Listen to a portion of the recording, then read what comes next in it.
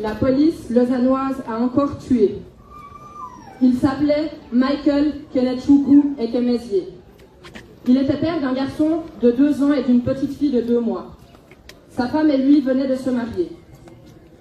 Il est né le 23 avril 1986 au Nigeria. La police de Lausanne l'a tué le dimanche 25 mai 2025. Michael faisait partie de Canopy, un groupe luttant sur les thématiques du droit au logement et au travail et pour la régularisation des sans-papiers, qui a entre autres rédigé le manifeste pour habiter, travailler et participer. Ce document a été adressé aux politiques de Lausanne, Prilly, Renan et du canton de Vaud et a été présenté à la Haute École de Travail Social. Les 4 policiers impliqués dans sa mort, bien qu'ils soient prévenus pour homicide par négligence par le ministère public, sont toujours en service. Ils patrouillent dans la ville alors qu'ils viennent de tuer sur la base d'un contrôle au faciès. Les témoignages du voisinage s'accumulent et rapportent l'extrême violence de l'intervention de la police. Alors qu'il était maintenu à terre, le visage écrasé contre le sol, Michael appelait à l'aide. Il disait très explicitement qu'il avait mal et qu'il se sentait mal. Le communiqué du ministère public ne mentionne ni l'arrestation violente, ni le plaquage au sol, mais parle d'une situation revenue au calme. Moins d'1 heure s'est déroulée entre l'interpellation de Michael et sa mort. Or, dans le communiqué, les autorités se sont empressées de parler d'un malaise, insinuant que sa mort est un événement totalement isolé de l'intervention elle-même. Ces tactiques narratives sont systématiquement mises en place, puis reprises massivement par les médias, en Suisse ou ailleurs, lorsqu'un homme noir meurt entre les mains de la police. L'histoire se répète, et avec elle, l'impunité d'une institution policière raciste et coloniale. Les similitudes entre les différentes affaires parlent d'elles-mêmes.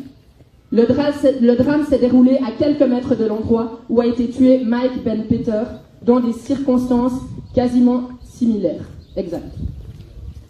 Les investigations sont confiées au détachement d'investigation policière spéciale, au détachement d'investigation spéciale policière, DISPO, et menées par des inspecteurs de la police de sûreté de la police cantonale vaudoise.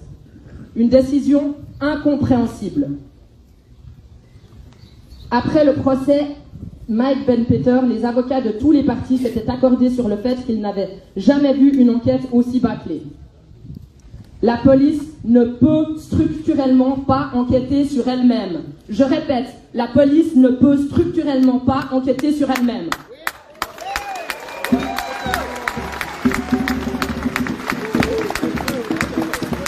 C'est pour ces raisons que nous demandons que la municipalité de Lausanne et le canton de Vaud garantissent la suspension immédiate des agents impliqués, la saisie et l'archivage de l'ensemble des documents, caméras de surveillance publique, discussions radio des agents, PV, etc.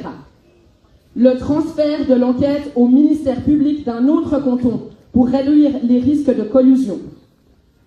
La nomination d'un ou une expert médico-légal sans lien avec la police ou la justice vaudoise. La conduite d'une enquête de voisinage rigoureuse et la publication d'un appel à témoins garantissant la protection des sources. Les heures et les jours à venir sont déterminants et cruciaux pour mettre la lumière sur ce crime raciste. Un appel à témoins invite toute personne ayant des informations sur cette affaire à contacter Coalition contre les crimes policiers, ch@proton.me. Vous pouvez venir vers les personnes s'il y a besoin. Ensemble, mettons fin à l'impunité policière et au racisme d'État. Justice et vérité pour Michael Kenechukwu Ekemezie. Stop aux violences policières.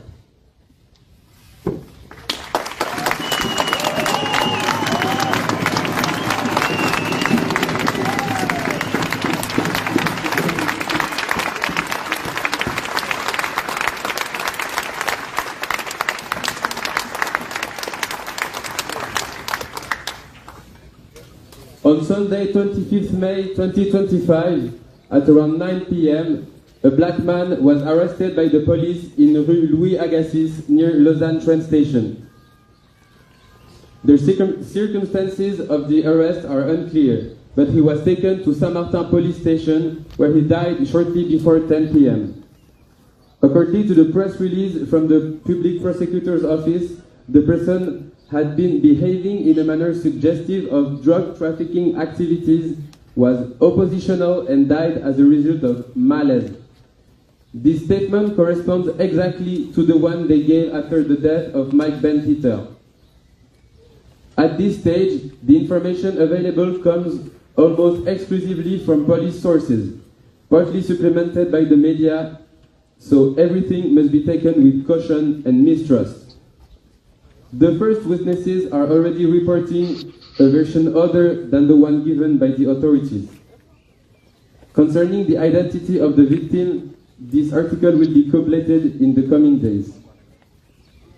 Just a few meters from where Mike Ben Peter was killed in the same circumstances, the similarity between the two tragedies speak for itself.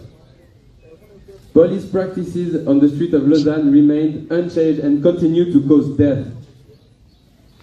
Less than an hour passed between the arrest of this man and his death. Again and again, black men in precarious situations and without legal residence permits are hunted down and beaten by police.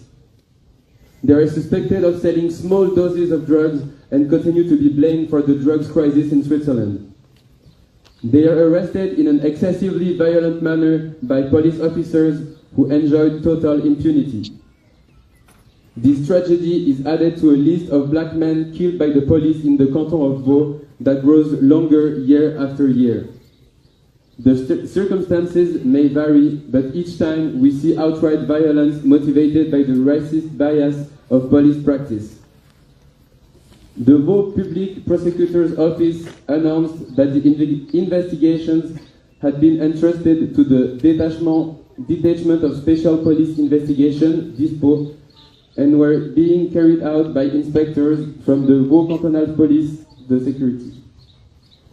But the murderers of Mike Ben Peter and Roger Enzoy Willem demonstrated that the police and the Public Prosecutor's Office conduct their investigation in a biased manner when the suspects are police officers and the victims are black men.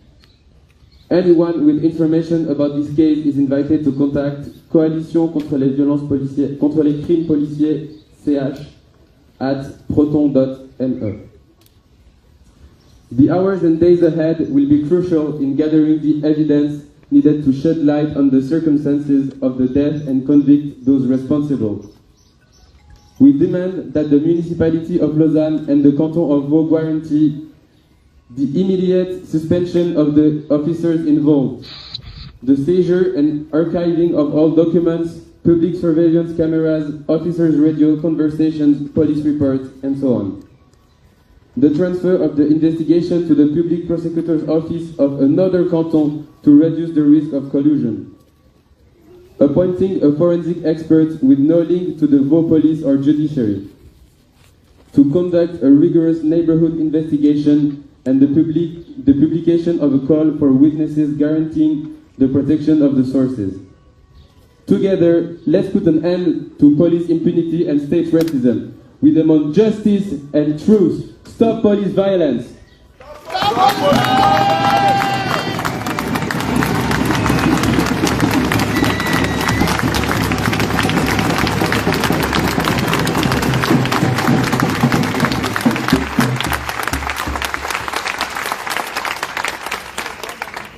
Le premier communiqué qu'on a lu, c'était celui qui datait de peu après la mort, et puis là, c'est un peu récent.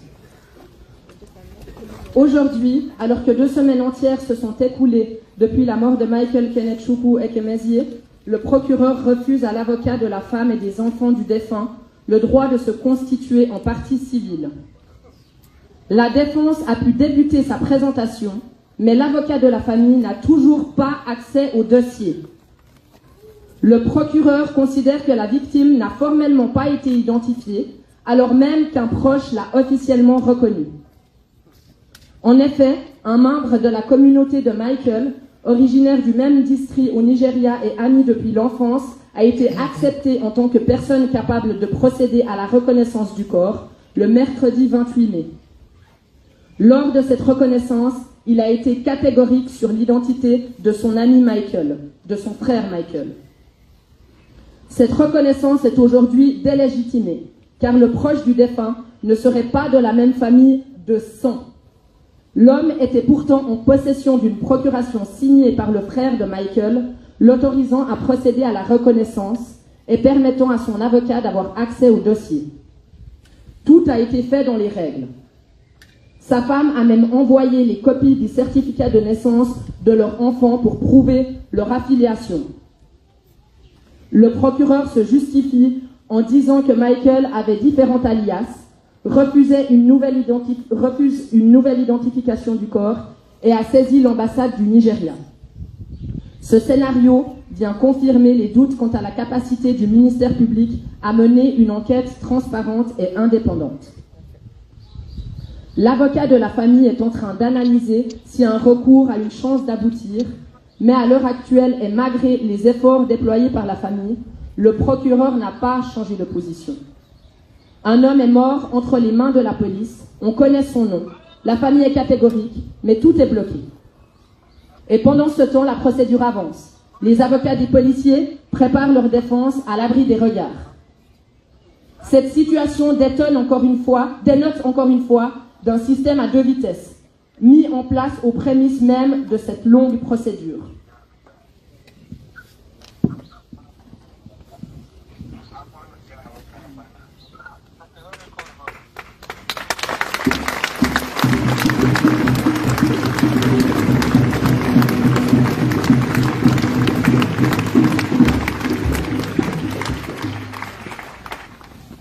Today, 2 entire weeks after Michael's death, the public prosecutor is denying the wife and children's lawyer the right to file a civil suit.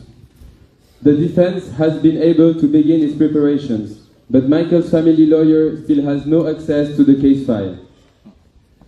The public prosecutor considers that the victim has not been formally identified, even though a relative of Michael has officially recognized him. Indeed, a member of Michael's community, originally from the same district in Nigeria and a friend since childhood, was accepted as a person capable of recognizing the body on Wednesday, May 28th. He was absolutely certain about Michael's identity. This recognition has now been delegitimized, as Michael's friend is not the same blood family. However, this man was in possession of a power of attorney signed by Michael's brother, authorizing him to proceed with the recognition of the body and giving his lawyer access to the file. Everything was done by the book.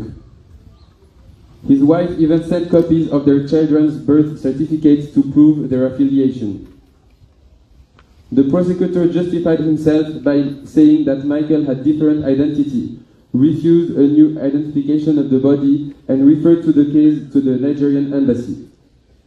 This terrible scenario confirms doubt about the ability of the public prosecutor's office to conduct a transparent and independent investigation. The family's lawyer is currently analyzing whether an appeal has any chance of success. But for now, and despite the family's efforts, the public prosecutor has not changed his position. A man died in the hand of the police. We know his name, the family is missing him, but everything is blocked. Meanwhile, the proceedings are moving forward, and the police lawyers are preparing their defense out of sight. Once again, this situation is indicative of the dual system that was put in place at the very start of this long procedure. Once again, we demand justice and truth. Stop police violence! Stop police violence!